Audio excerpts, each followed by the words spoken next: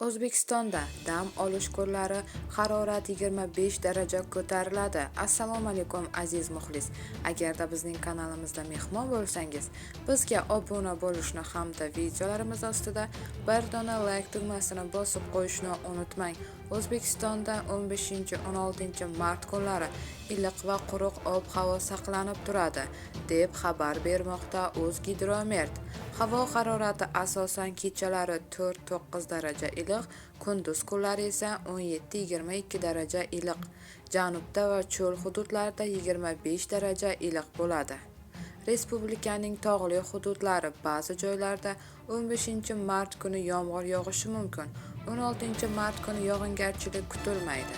Harorat kechalari 5 daraja iliq, kunduzi esa 10-15 daraja iliq bo'ladi.